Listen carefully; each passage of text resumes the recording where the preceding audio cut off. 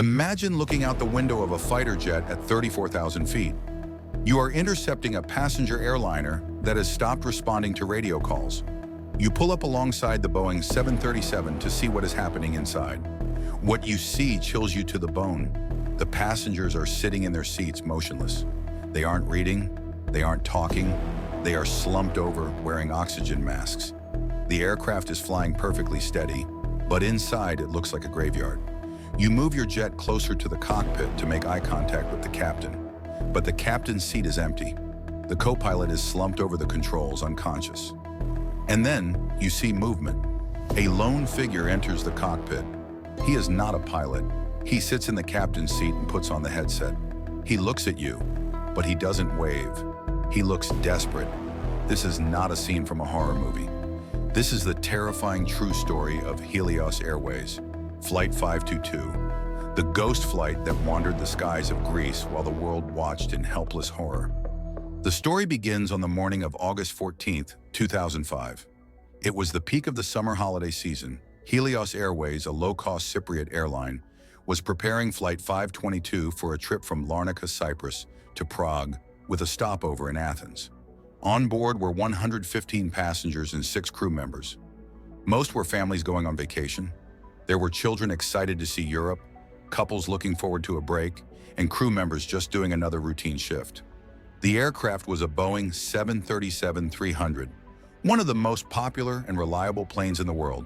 In command was Captain Hans-Jürgen Merten, a 58-year-old German contract pilot. He was incredibly experienced. However, he was known for being a bit difficult to work with, strict, authoritative, and sometimes dismissive of junior crew. His co-pilot was Pampos Charalambous, a 51-year-old Cypriot pilot. The plane had arrived from London earlier that morning. The previous crew reported a minor issue. A door seal was making a noise, suggesting a small air leak. Engineers checked it, ran a pressurization test, and signed the plane off as safe to fly. At 9:07 a.m., Flight 522 took off into the clear blue Mediterranean sky. Everything seemed perfect. As the plane climbed through 12,000 feet, a loud, piercing horn began to blare in the cockpit. Beep, beep, beep. For the pilots, this sound was confusing. On the Boeing 737, this specific horn has 2 meanings.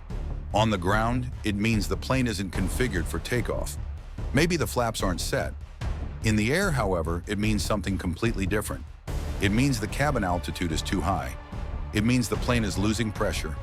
But the pilots were fixated on the wrong problem.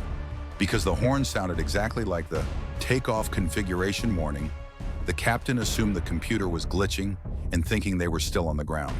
He contacted the engineers back in Larnaca.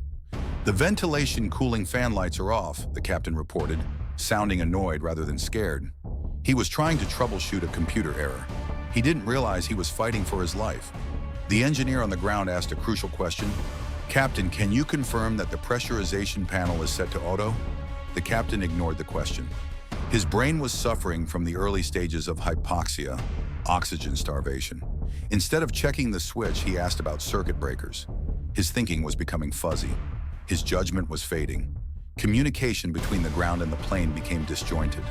The captain's words didn't make sense. And then, silence. The radio went dead.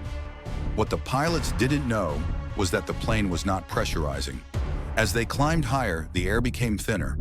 At 14,000 feet, the oxygen masks in the cabin automatically dropped.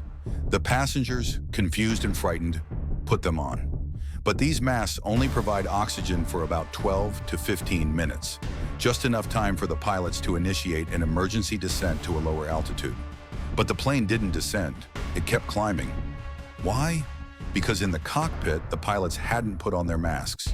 They were still trying to figure out that annoying horn. Hypoxia is a silent, sneaky killer. It doesn't feel like choking. You don't gasp for air. Instead, you feel a sense of euphoria or confusion. Your vision tunnels. Your fingers go numb. And then, you simply fall asleep. Within minutes of the horn sounding, the co-pilot slumped over his yoke. The captain, perhaps trying to get up to check a circuit breaker panel behind his seat, collapsed on the floor. The Boeing 737 was now on autopilot. climbing to its cruising altitude of 34,000 feet. It was a ghost ship. 121 people were on board. All of them were unconscious in a deep, coma-like sleep from which they would never wake up. The plane flew on, following its program route to Athens. Flight 522 entered Greek airspace. Air traffic control tried to contact them. Helios 522, please identify. No response. Helios 522, do you copy? Nothing but static. The plane began holding patterns over Athens. The autopilot was doing exactly what it was told to do. Fly to the waypoint and wait for landing instructions, but no one was there to land it. Fearing a 9/11-style hijacking, the Greek military scrambled 2 F-16 fighter jets. They roared into the sky to intercept the rogue airliner. When the fighter pilots pulled up alongside the 737, they witnessed the surreal scene we described at the beginning. They saw the oxygen mask dangling. They saw the motionless passengers. They saw the co-pilot slumped over. For almost 3 hours, the plane circled in the sky. It was a macabre waiting game. The fuel was burning off. Everyone knew the plane would eventually come down. The only question was where.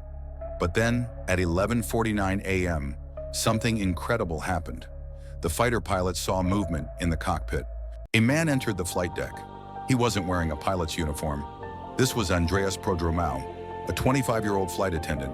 But Andreas had a secret. He was a commercial pilot in training. He held a basic license and dreamed of flying big jets one day.